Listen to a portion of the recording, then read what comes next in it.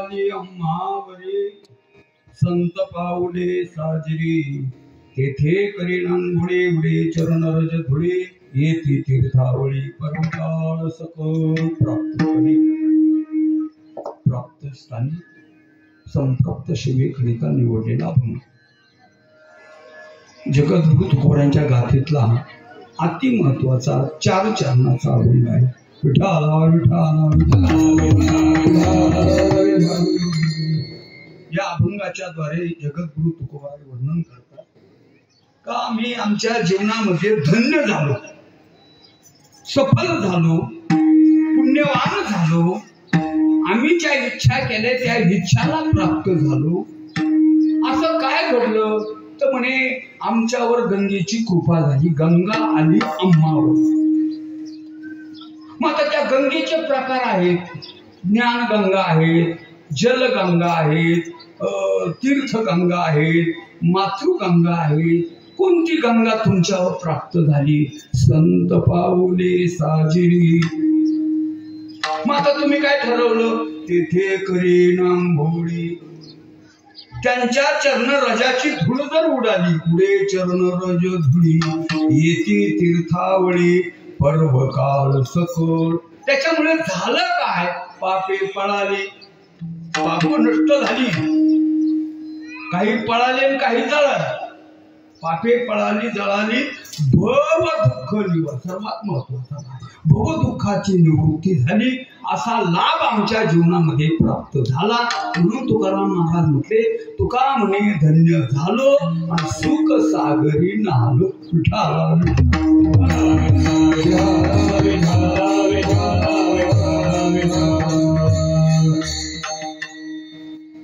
अभंगावर यथामती यथावकाश चिंतन होईलच. तत्पूर्वी आज या ठिकाणी हा उत्सव 1 दिवसीय सोहळा, कीर्तन सोहळा संपन्न होतो. याच्या पाठीमागची कारण मीमांसा आहे. काय कारण आहे? कारणाशिवाय कोणतंही कार्य घडत नाही, त्याला कारणच लागतं. आज या एवढा मोठा समाज, एवढा मोठा मंडप दिला भगवान मुसळेश्वरांच्या दरबारामध्ये. तुम्ही सर्व भाविक भक्त मंडळी, सर्व हरिभक्तपरायण मंडळी, मृदुंगाचार्य महाराज, विनेकरी महाराज, टाळकरी, गायक, वादक आणि सर्व आप्त इष्ट मित्र बांधव सखे सुजन सर्वजण आपण या ठिकाणी जमलो. याच्या पाठीमागे काही कारण आहे. आपल्या गावातील आणि काही व्यक्तींनी, परमार्थ प्रेमींनी आणि संतांनी सांगितलेल्या नियमाचं पालन केलं. आपल्या संसारामधून काही वेळ काढला. नुसता वेळ काढून उपयोग होत नाही, काही द्रव्य खर्च करावा लागतं त्याच्याकरता. तो द्रव्य खर्च केलं, वेळही काढला आणि परमार्थिक साधनेमधली एक साधना म्हणजे तीर्थयात्रा. ती चारीधाम तीर्थयात्रा करून त्याची सांगता, त्याला आपल्याकडे गंगा पूजन म्हणतात, काही लोक त्याला माऊंद म्हणतात. खरं म्हणजे त्याचं नाव काय आहे? मावद. मा म्हणजे नाही, वद म्हणजे बोलायचं नाही. काय बोलायचं नाही? आपण जेवढं पुण्य केलं ते आपल्या मुखाने बोलायचं नसतं. मावद. त्याच्या बोलेल पुढे राहायला वेळ तर मी ऐका. असं तीर्थावळीची सांगता या ठिकाणी होते आहेत.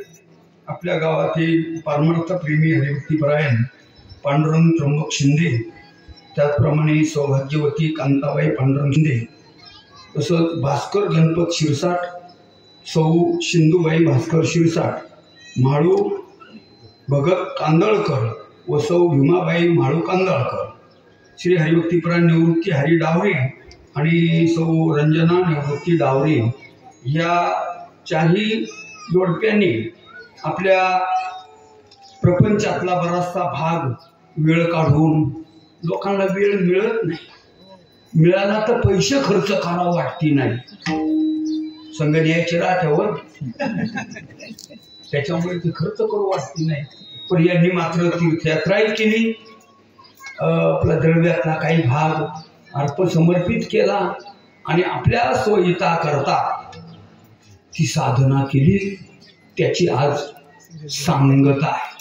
आपल्या जीवनामध्ये काही महत्वाचे प्रसंग जर घडले आणि त्याची पूर्ण आहुती जर झाली, ते पूर्णत्वाला प्राप्त झालं तर माणसं समाधानी बनतात. जीवनामध्ये अशा काही गोष्टी कराव्या का त्या पूर्णत्वाकडे जावा.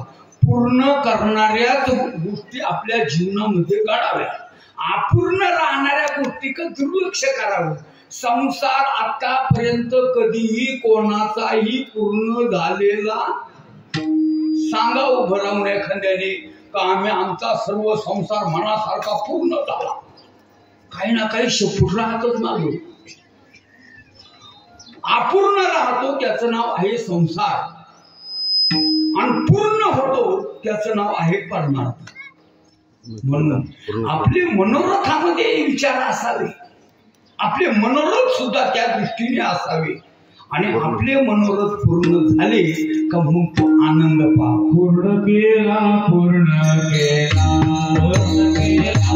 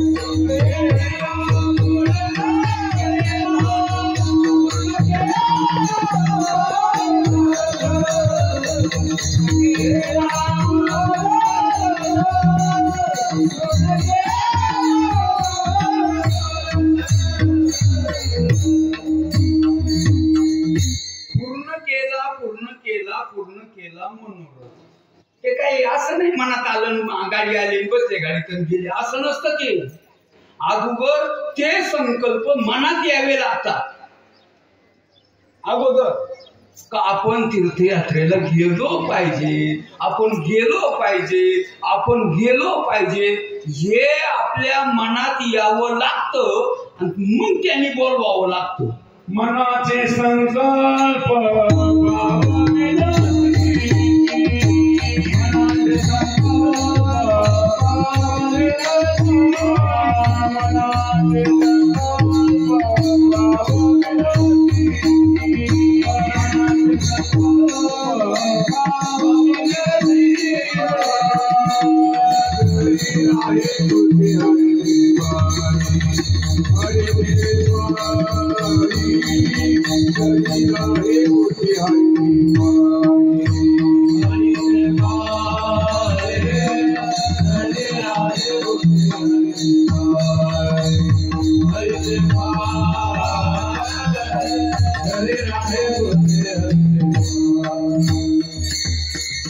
मनाचे संकल्प तो पूर्ण करत असतो. इथे आपल्या प्रमाणामध्ये काय पूर्ण केला त्यांनी पूर्ण करायचं आहे. आपण संकल्प करायचा आहे कारण संकल्प सत्य असला तर पूर्ण होत असतो आणि तोही पूर्ण भगवान परमात्मा करत असतो. सत्य संकल्पाचा कोण आहे तो पूर्ण करणारा भगवान परमात्मा आहे. म्हणून या सर्व चारी परिवाराच्या संबंधाने त्यांचे मनोरथ मनामध्ये आलं तीर्थयात्रा केल्या आणि त्या आज या ठिकाणी सांगतेच्या रूपाने भगवान मुसळेश्वरांच्या चरणाजवळ आणि त्याची सांगता होत आहे. त्याकरता मी अभंग निवडला. गंगा आली आम्हावरी संत पावले साजे. मग तिथं आंघोळ केली पाहिजे, त्यांच्या चरणा रज घेतले पाहिजेत. सर्व जगातले तीर्थ त्यांच्या चरणाजवळ आहेत, पर्वकाळ त्यांच्या चरणाजवळ आहे. त्याचा परिणाम सर्व पाप निवृत्त झाले काही पळाले, काही जळाले आणि भवदुःखाची निवृत्ती झाली. आणि त्या कारणास्तव आमच्या जीवनामध्ये धन्यता प्राप्त झाली. म्हणजे काय झालो? आम्ही धन्य झालो. माणसं धन्य कधी होतात? व्यवहारातले माणसं कधीच धन्य होत नाही, लक्षात ठेवा. परमार्थातले माणसं धन्य झाल्याशिवाय राहत नाही. म्हणून करताना इथं साधनेमध्ये आम्हाला जी गंगा प्राप्त झाली त्याचा परिणाम असा झाला का आमच्या जीवनामध्ये धन्यता प्राप्त झाली. का म्हणे धन्य झालो? संत सागरी नालो. संतांना समुद्राची उपमा दिली आणि त्या सागरामध्ये आम्ही स्नान केलं असं चिंतन आलेलं आहे. या चारही कार्यांचा पुन्हा एकदा शब्द शब्दार्थ सांगितला. आता ऐका. आपल्या परमार्थ साधनेमध्ये या मृत्यू लोकामध्ये आम्हाला जो हा जन्म मिळतो ना, हा मुळात संसार करण्याकरता मिळतच नाही. आता आपण संसार करतो, आपला शहाणपणा आहे का मूर्खपणा आहे तो काही त्याची त्यांनी चौकशी करून बघावा. आपण करावा परमार्थ, त्याच्यामध्ये होत राहत असतो संसार. आपण करतो संसार आणि म्हणतो आम्ही परमार्थ करतो, तसं काही नसतं बरं का. करावा परमार्थ, त्याच्यामध्ये संसार होत राहत असतो. संसाराकरता फार सायास करावे लागतात असं काही नाही. संसार हा मागे आपल्या वाडवडिलांनी, त्यांच्या वाडवडिलांनी, त्यांच्याही फार कुठपर्यंत जरी गेले तरी ते सुद्धा तेच करत आले आणि प्रत्येकाचे अनुभव सांगितले. 70, 75, 80 वर्षांचे म्हातारे निवडले. म्हातारे आणि त्यांचं संमेलन घेतलं. म्हणले बाबा 70, 75, 80 वर्षापर्यंत तुम्ही संसार केले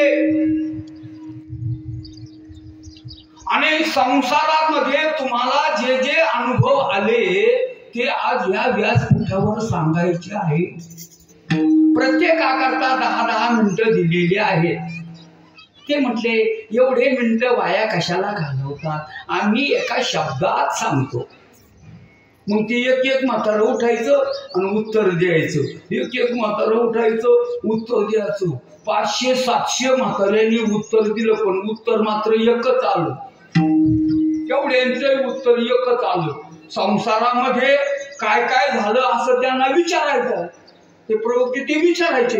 बरं तुमच्या जीवनामध्ये कसं काय झालं, काय झालं, लग्न वगैरे, पैसा, अंक तंक, फलानं बिस्तानं, एवढंही ऐकून घ्यायचं आणि त्यांनी एकच उत्तर द्यायचं, काही खरं नाही. दुसरं कुठलं, काही खरं नाही, काही खरं नाही, काय. एवढ्यांचं उत्तर एकच आलं. कारण जे खरं नसतं ते खरं अनुभूतीला कधीच येत.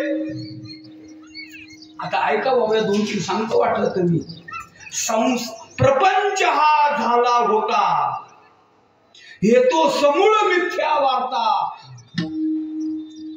हे सर्व खोट आहेत. महाराज म्हटले पुढे होईल मागुता कदा कल्पांती. जो मूळचा नाहीच त्याच्यामध्ये खरी अनुभूती येईलच कशी. जो मूळचा नाही, जो झालाच नाही, त्याची खरी अनुभूती कशी काय येईल. त्याचे जे अनुभव येतात ना ते प्रत्येकाला येतात. आता आपण एवढे, आता मी निर्लज्ज नाही म्हणणार, परंतु आपण एवढे घट्ट झालो का एवढे अनुभव येऊन सुद्धा आपण कबूल होती नाही. हा आपला पुरुषार्थ आहे बरं का संसारातला. एवढे अनुभव येतात तरी आपण काही कबूल होती. चालायचं होईल पुढल्या वर्षी बरं, नाही चालायचं होईल पुढल्या वर्षी बरं, असं करता करता करता करता चौघाच्या खांद्यावर जातो. 10व्यात सुद्धा बरं होत नाही, आवडं लवकर येत नाही. ते अटकेल राहतं ना पुढं ना पुढं. मग कशाचं बरं आहे. मोठी लोकी सुखाची कहाणी ऐकिजे कवनाचे, कैची सुखनिद्रा अंथुरणी. मग या जगतामध्ये आम्हाला जो हा देह प्राप्त झाला ही परमार्थिक साधना करण्याकरिता प्राप्त झाला. मग त्याच्यामध्ये संतांनी सांगितलेल्या साधनापैकी आता मी सर्वांचा विस्तार करणार नाही, त्यापैकी एक साधना सर्वांना करता येण्यासारखी आहे. काय साधना आहे ती? तीर्थयात्रा. तीर्थयात्रा कुणी करावी? कुणीही करावी. केव्हा करावी? केव्हाही करावी. फक्त संत सांगतील तशी करावी. संतांनी काय सांगितलं? ते म्हटले आम्ही तीर्थयात्रेला गेलो, आम्ही तीर्थयात्रेला जातो आणि आम्ही इडून पुढे सुद्धा तीर्थयात्रेला जाणार. तीर्थयात्रे सुखे जावो,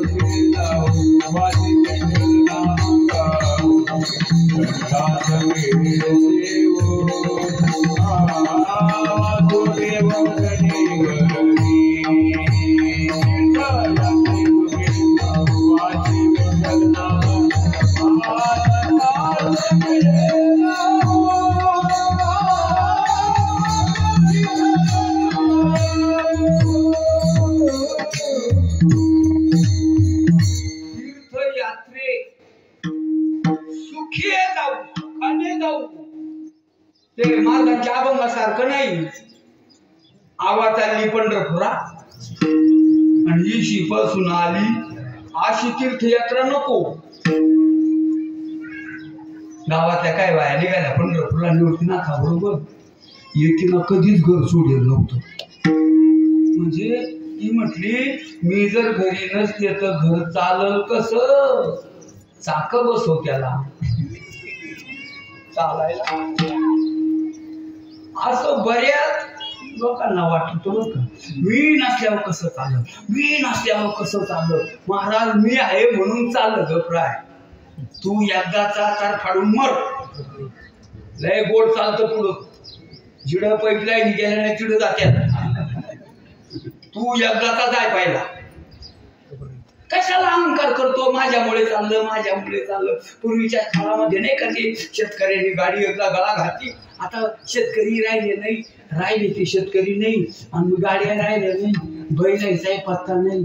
पूर्वीचे ते खिल्लारी बैल गाडी गळा घातली, घुमरं घाट्या का त्या कुत्र्याला कसं कळायचं काय नको. ते टुंकून लगेच आलो का दोन्ही बैलांच्या मध्ये गाडी खाली चालायची. आणि ते खालच्या गल्लीला गेलं का तिकडचे भाऊ गाडी यायचे. मग त्याला सांगायचं का अख्खी गाडी वडीत चाललो मी. कोण म्हणायचं? असं बऱ्याच कुत्र्यांना गाडी खालच्या वाटतं का गाडी तुम्ही वडीतो. ते भाऊबंद म्हटले तू फक्त रेंजच्या बाहेर ये, मग तुझी गाडी पाहतो आम्ही. अवघड आहे महाराज. ऐका, तीर्थयात्रे सुखे जाऊ. मग त्या बाया निघाल्या यात्रेला, मग तिलाही केलं कबूल आणि ती निघाली दिंडी पुढे गेली. पण ही शिपशिदाची पुन्हा माग यायची. सुनबाई जरा लक्षपूर्वक ऐक, मी चालले पंढरपूरला, पण एक कर, मी व्यवस्थर कलवड फोडू नको. कलवड पूर्वी गवऱ्या लागायच्या.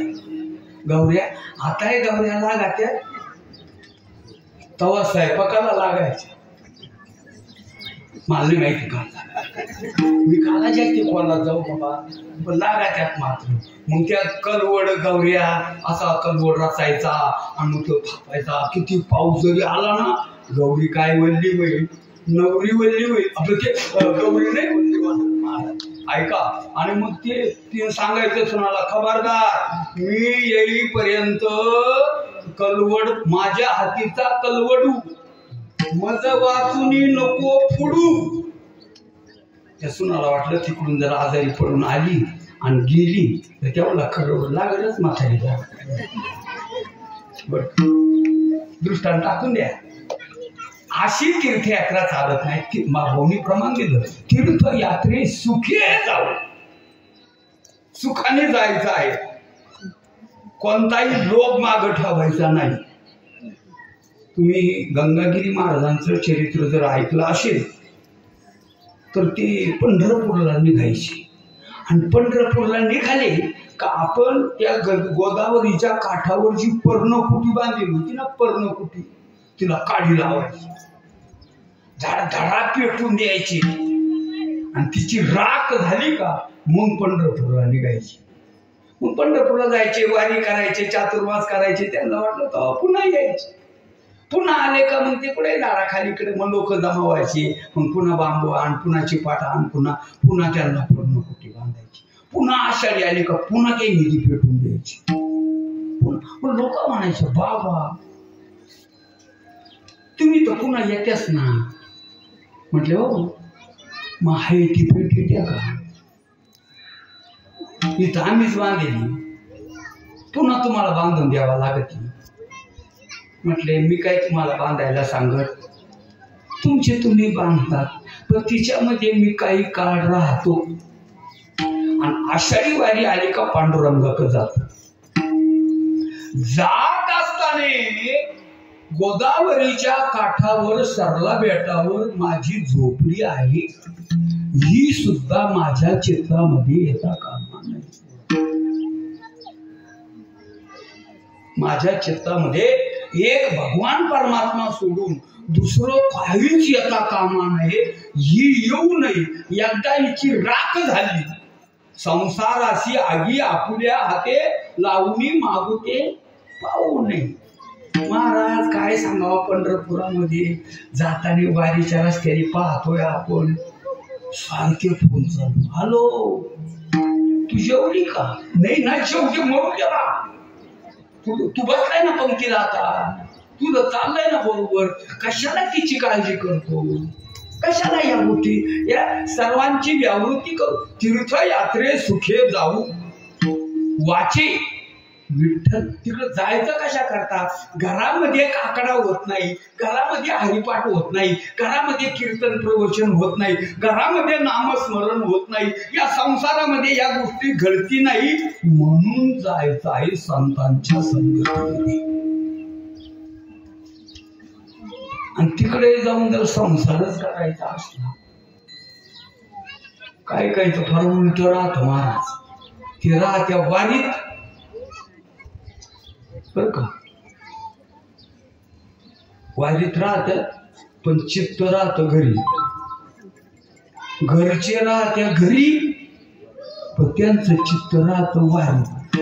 आज मिरजगावला पोहोचले असतील, उद्या कर्जतला जातील, घरची मग पंढरपूरला पोहोचले असतील, आता चंद्रभागेचं स्नान करीत असतील, आता बारीला लागले असतील, आता पांडुरंगाचं दर्शन. हे घरचे चिड बारीत गेलं ना, कांदे सारखोटी काही नाही, भांडी गाय जंती का नाही काही नाही, आणि ही जेवली का नाही काही नाही, मरला गेलाच कशाला.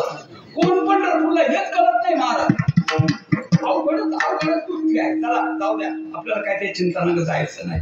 तीर्थयात्रे सुखे जाऊ वाचे विठ्ठल नाम गाऊ, संत संगे घेऊ वासुदेव धनी. पण कवा जाऊ कवा नाही जाऊ. मग जोपर्यंत आपल्या खिशात पैसा आहे, जोपर्यंत शरीर तरुण आहे, जोपर्यंत ह्या सर्व गोष्टी सिद्ध आहेत, तुकाराम महाराज म्हटले तेव्हाच तीर्थयात्रा कराव्या. आणि एकदा का गुडघे दुखायला लागले आणि कंबर चावायला लागलं आणि एकदा का बुरक दिसायला लागलं आणि एकदा काय काय ते विचारित काय आणि हे सांगत काय ऐकायला येत नाही. अंगम गलितम पलितम, या सर्व गोष्टी काय. अशा टायमाला उगाच अडचण करायला जाऊ नये.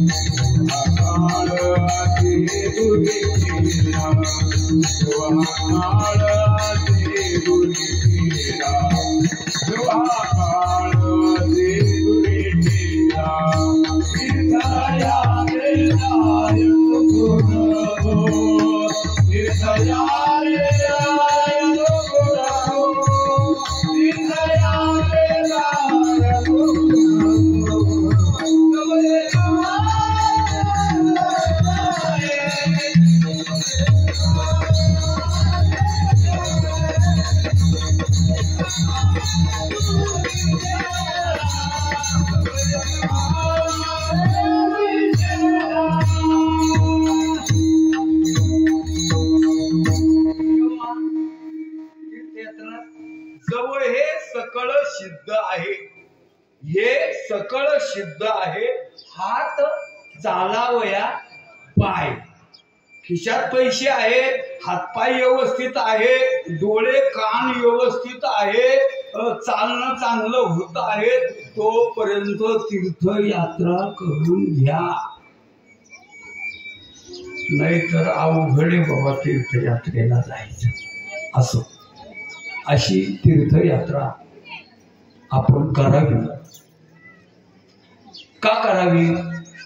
ती देवाने केली, ती जीवाने करावी, ती संतांनी केली, ती जीवाने करावी. ती तीर्थयात्रा देवाने केली. हो, देवही करतो, संतही करतात, जीवाने तर केलीच पाहिजे.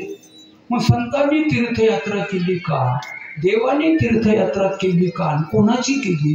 आणि संतांनी तीर्थयात्रा कोणाची केली? आणि जीवाने तीर्थयात्रा कोणाची करावी, कशी करावी, का करावी? असे बरेचसे प्रश्न आहेत. देव संतांच्या तीर्थाकडे जातात.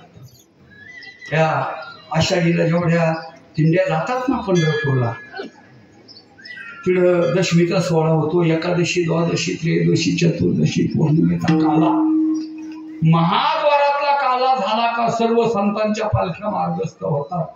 आणि मग पांडुरंगाची पालखी निघते तीर्थयात्रेला. 20 मैलावर आरण नावाचं गाव आहे. आजही भगवान परमात्मा त्या तीर्थावर येतात. संतांच्या देव तीर्थयात्रा करतात, संत तीर्थयात्रा करतात. संत तीर्थयात्रेला का जातात? तसा जर विचार केला तर तीर्थ पर्व काळ अवघे पायापे, सकळही तीर्थे निवृत्तीचे पाय. महाराजच्या संतांच्या चरणाजवळ जगातली सर्वची सर्व तीर्थ आहे. काय झालं? त्या नैमिषारण्यामध्ये शौनकादी ऋषीने सुतांना प्रश्न विचारला की सुत भगवान, तुम्ही आम्हाला असं चिंतन सांगा जगामध्ये का असं तीर्थ, असं क्षेत्र, असं तीर्थ महिमा का ते ऐकल्यानंतर आमचे जीवन पावन होईल. सांगितलं असं मी सांगू शकेल, परंतु माझ्यापेक्षा आमचे पप्पा चांगले सांगते. कारण आमच्या पप्पांनी गणपती आणला, त्यांना चांगलं माहिती. आणि मग हे सर्वचे सर्व कैलास पर्वतावर गेले, भगवान शंकराला नमस्कार केला. भगवान शंकराने काय यज्ञ केलं, काय सांग म्हणजे आम्हाला असं तीर्थ सांगा, असा महिमा सांगा. आणि मग भगवान शंकर त्या ऋषींना तो महिमा सांगायला. फार गोड चिंतन आहे. ऐसे शंकर सांगे ऋषी,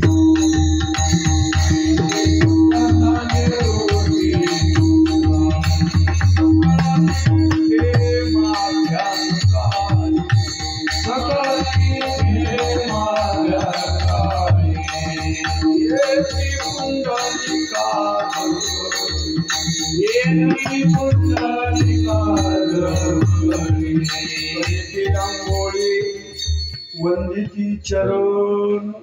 आता मोठा इतिहास आहे, तो इतिहास सांगायला आपल्याकडे एवढा वेळ नाही. आपल्याला वेळेत कीर्तन, कारण एकतर उन्हाळ्याचे दिवस, त्याच्यामध्ये हे कळकळ कळकळ करते वरून, बरं का. आता उगेच मंडप चांगला आहे, झाडं झुडपं आहे आजूबाजूला म्हणून तुम्ही कसे तरी दम धरून बसले, बरं का. म्हणजे एवढं उष्णता आहे, त्यातली त्यात लग्न सराईशी लई दाट गर्दी आहे. मला असं झालं का 12 कधी वाजतील, बाबा कधी आटपेल, आणि मग हळदीला कधी जाणं होईल, काहींचं लग्नाला कधी जाणं होईल, काहींना आयर घ्यायचे, कोणाला काय करायचं, कोणाला काही करा, 12 वाजेपर्यंत चिर करा. आता सापडले संधी, मग बळीया पडे बंदी असू द्या. तेव्हा भगवान शंकराने तीर्थाचा महिमा सांगितला. ऐसे शंकर सांगे ऋषी जवळी, सकळई तीर्थे माध्यान काळी, येती पुंडलिका जवळी, तीर्थे तया ठाया.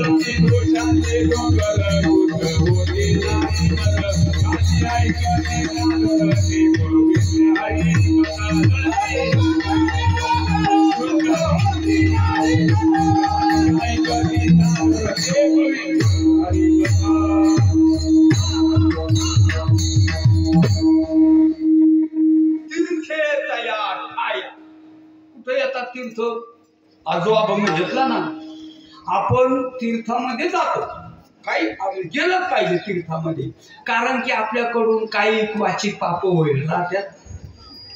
मग ते आपण ते घालवण्याकरता तीर्थामध्ये जातो. आंघोळ केली, तीर्थात आंघोळ केली का आपले जात्यात. कुठं जात्यात ते आपले पाप गंगेत आंघोळ केली का ते जातात. कुठं जातात ते तीर्थात जातात. म्हणजे आपण आपलं पाप काय करतो, आपलं पाप खरं सांगा, आपलं पाप दुसऱ्याच्या माथी घालणं चांगलं का वाईट? संपटी वाईट आहे का, चांगलं आहे का नाही? मग आपण पाप घालाव का तीर्थामध्ये आपल्यावालं? ते बिचारे भाग्यवान, ते जरा योग्य आहे, त्याच्यामुळे ते म्हणतात येऊ द्या आमच्यामध्ये, घेत्यात सामावून ते आपले पाप त्यांच्यामध्ये. पण त्यांना पाप होत, मग ते त्यांचे पाप घालवण्याकरता संताकडे जातात. आपल्याला सर्वांना इतिहास माहिती आहे. पद्मपुराणामध्ये तो भाग आलेला आहे. पुंडलिक राय जेव्हा कुकुट ऋषीच्या आश्रमामध्ये मुक्कामी असतात, त्या काळामध्ये पहाटच्या सुमारास गंगा, यमुना, सरस्वती तिघीजणी जेव्हा त्या आश्रमात प्रवेश करतात, तेव्हा त्यांचे रूप जर पाहिले तो भेजारला, बघितला, बाबा दाखिनी आहे का, कोण आहे का, काय आहे का, तो बायकोला म्हणाला लपलं.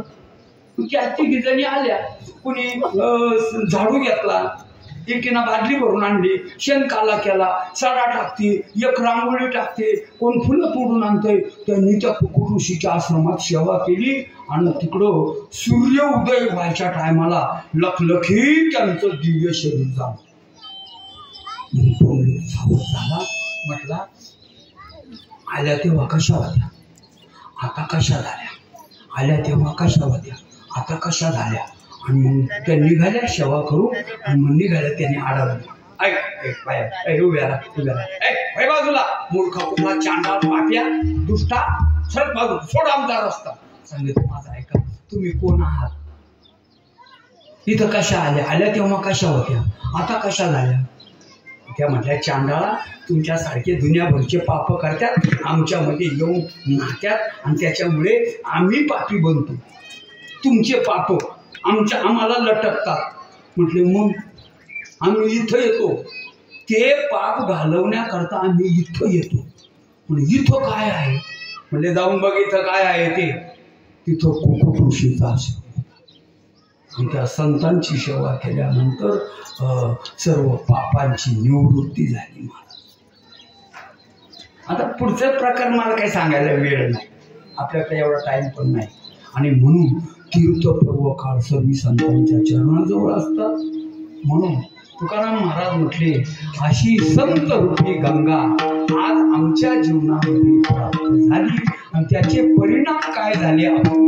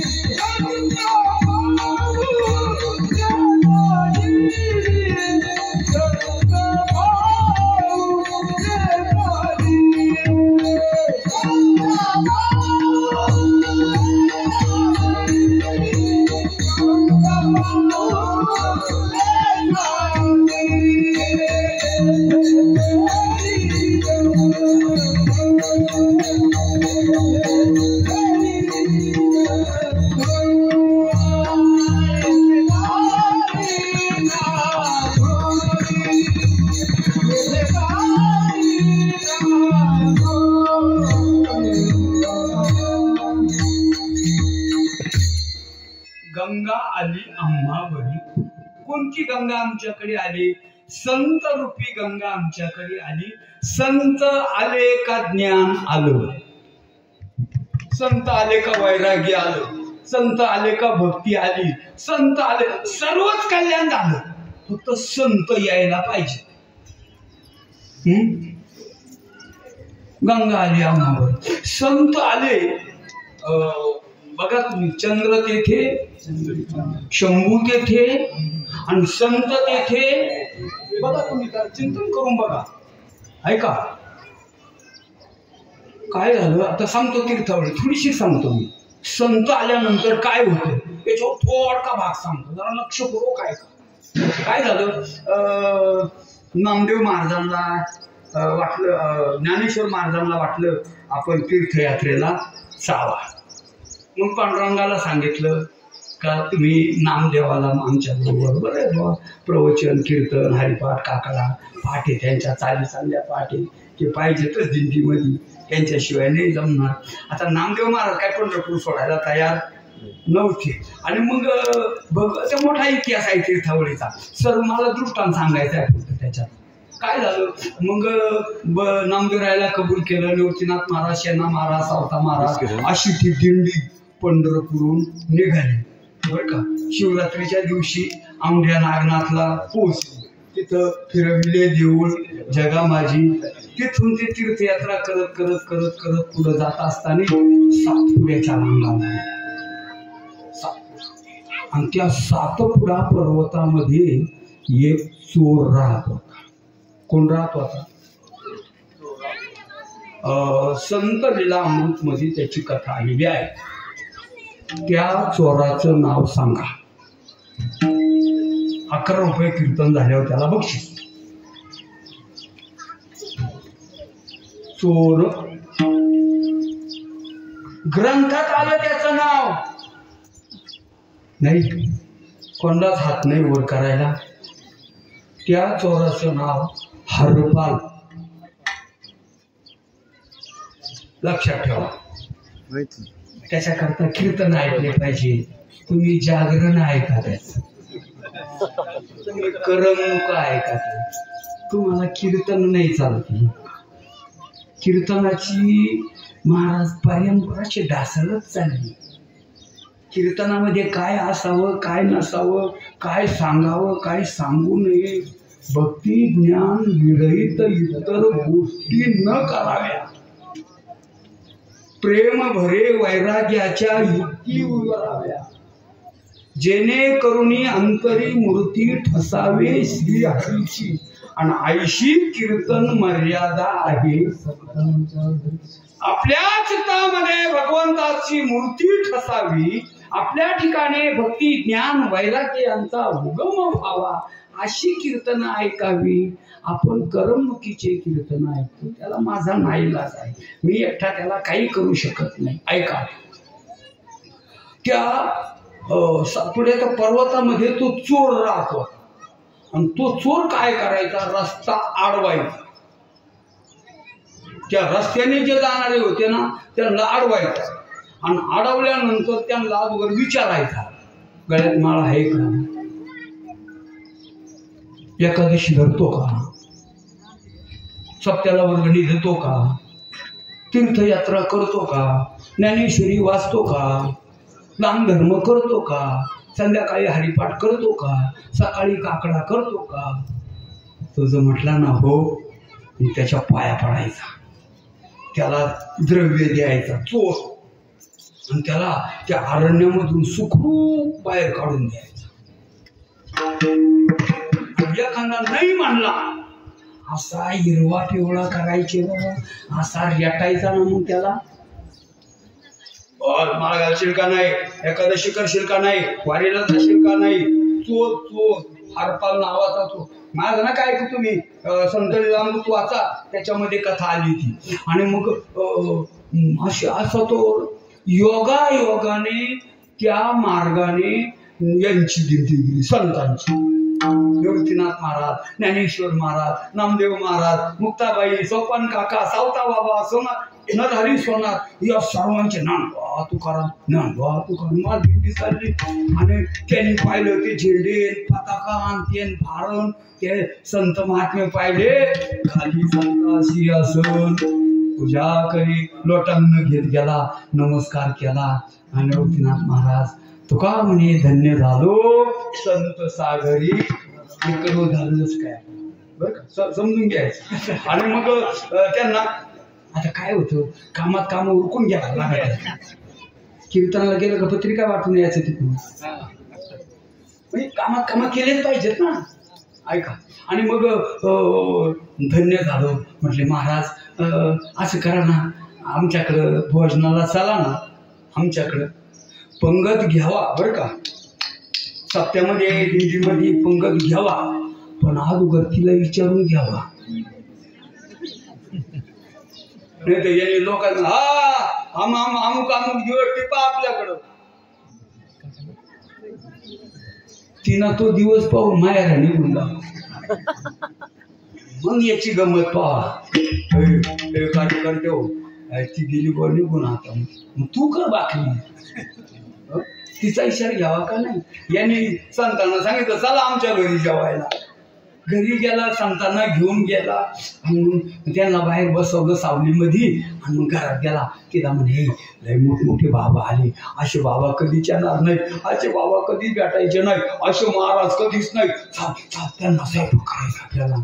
ती म्हणे डोक्याचा पत्ता आहे का तुम्हाला. अशी प्रत्येकाची बायको म्हणत असते, पण घरात म्हणत असते. मला काही कळत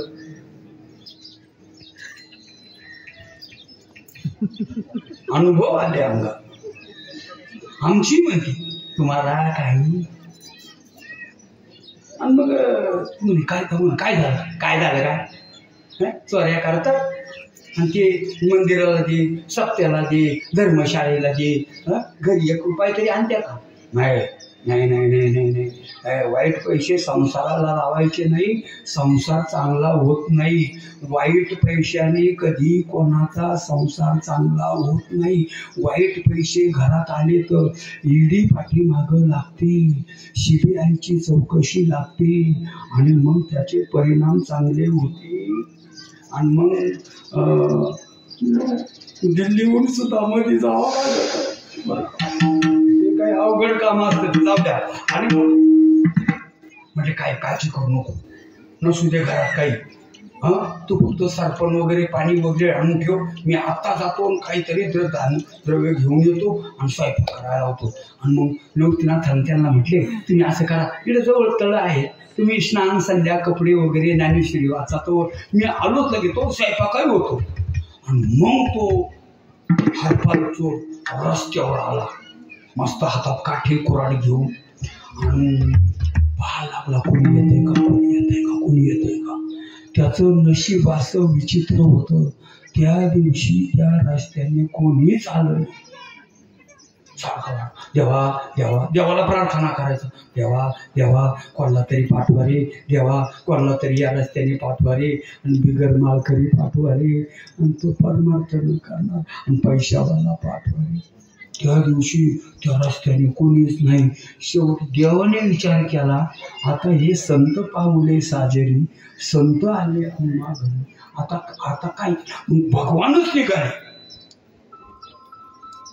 पंढरपूर. भगवंताने ते देवाचा ड्रेस टाकला काढून, सावकाराचा ड्रेस घातला, हिऱ्याच्या अंगठ्या 10 बोटामध्ये, लाकिटन पाकिटन जॅकेटन बरं. आणि मग का विचारता असा असा गळ्यामध्ये आरण सोनं नाणन तेन, तुळशीच्या माळा टाकल्या काढून, गण टाकला पुसून. सावकार रुक्मिणी अशी पाहत होती, रुक्मिणी तशीच पाहते,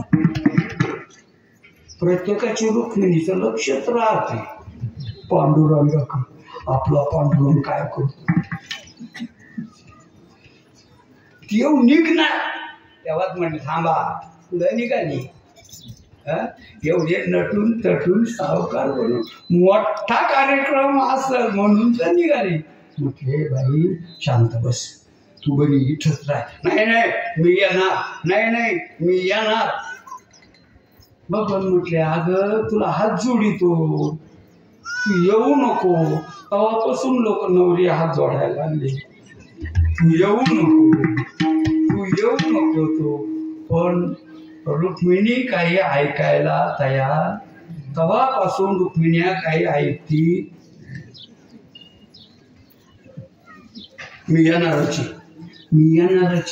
घरात जर वाद निर्माण झाला पांडुरंगाचा आणि रुक्मिणीचा, कोणाला माग घ्यावा लागत, पांडुरंगालाच माग घ्यावा लागत. रुक्मिणी काही ऐकत नाही, तिचं नाव बाई ऐकत ती बाई असती, ऐकत नाही तीच बाई असते लक्षात बा. आणि मग ती बाईनं काही ऐकलं नाही, मी येणार, मी तुम्ही काही करा मी येणार, फक्त थोडं 5 मिनिटं थांबा, फक्त मी मेकअप करू. मेकअप केल्याशिवाय निघती नाही हो. तुमची गाडी चुकली तरी, आतापर्यंतच्या इतिहासामध्ये पुरुषामुळे गाडी लेट झाली असं कधीच नाही, गाड्या लेट यांच्यामुळं. आणि मग चंद्रकळा काय नाही, कारण हे सावकार झाले होते, आपण सावकारींचे कार्यक्रम नाही मोठा असेल तिला वाटलं. आणि मग तिला टोळबांध्या काय गाठलं काय मनचन ती काय, हा तेच ठीक आहे सर. आता पेमेंट टाकी नाही का, आता वेळ नाही आपल्याकडे एवढा. आणि मग ठुमक देव म्हणे अगं चाल लवकर, टाइम झाला, थांबा थांबा थांबा थांबा, अजून कमराला कंबर पाटा नाही, नाकात नसतं घालून मला. मग काय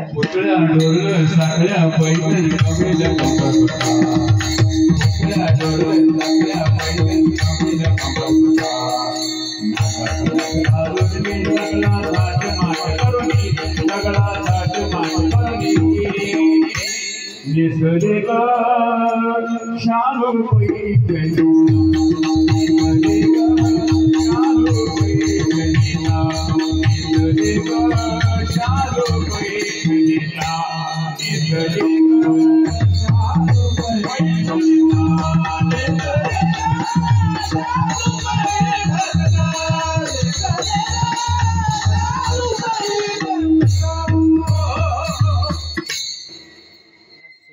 असंच लागत नाही, तेव्हा ते जमत. कारण नुसतं तुम्ही गोड वाढलं ना की गिळत नाही, त्याला कोशिंबीर, त्याला लोणचं काढावं लागतं, त्याला त्याला चटणी कशाला, त्याला पापड कशाला, त्याला तसं मग तिला चव येते ना. झाला. आणि मग अशी नटून थटून रुक्मिणी माता आल्या आणि मग गाडी उभीच होती, खिलारी बैल गाडी घोंगराची बघ. तसं केलं जमत नाही ना. आणि मग ते भगवान गाडीच्या ते बैलांचे कासरे धरले हातात चाबूक, रुक्मिणी माग बसल्या आणि जशी गाडी तिरून गुप्त झाली ना डायरेक्टच निघायला सातपुड्याच्या रांगामध्ये खळखळ खळखळ खळखळ खळ घुंगरात. आणि मग त्या हरपालाने पाहिलं, आले आले आले लगेच आठवण गाडी. उभ्या कुठले सांगितलं पंढरपूरचे व्यापारी. कुठं झाले? गुजरातला चाललो. अख्खा गुजरातला कसं काय नाही त्या तुम्ही? गेला गुजरातला पंतप्रधान पाहिजे. आणि मग ते कशाला म्हटले चाललो व्यापार करायला. तुम्ही पंढरपूरचे, मग तुम्ही पांडुरंगाला ओळखीत असाल. कोणाला विचारितो तू? कोण विचारितो कोणाला? तुम्ही पांडुरंगाला ओळखीत असाल. पांडुरंगाचं दर्शन. पांडुरंग कुठला कुठला पांडुरंग? आम्ही ओळखत नाही. ओळखत नाही? तुमच्या गळ्यात माळ आहे? आमची मनाची माळ ज्या कान फाटा द्या मनाची माळ. तुम्ही काय हरिपाठ हरिकडे पाठायचे आमची एकादशी वगैरे आहे? दारिद्र्य लोकांचे लक्ष नाही, भाकरी नसल्या का उपवास करतात, पण उपाशी मरतात. काय दान धर्म? हा भिकाऱ्याचे धंदे ते दान धर्म करणं ना, असं तसं करणं, नामकं तमकं करणं. रुक्मिणीला काही उमजाना हे प्रकरण काय चाललंय. म्हणले काही संतांची सेवा, संत पूजा वगैरे काही नाही, हे नाही ते नाही, दान धर्म नाही, तीर्थयात्रा नाही, माळ नाही, एकादशी नाही, शिवरात्र नाही, गोकुळाष्टक काही नाही नाही म्हणता पाहून दिला ना. देव त्या गाडीवरून गडबडून खाली पडले, उताने चढत. रुक्मिणी थरथर कापायला लागली. रुक्मिणी विचार करते, हिरण्यकश्यप यांनीच मारले काय? येते एका रट्ट्यात खाली पडली.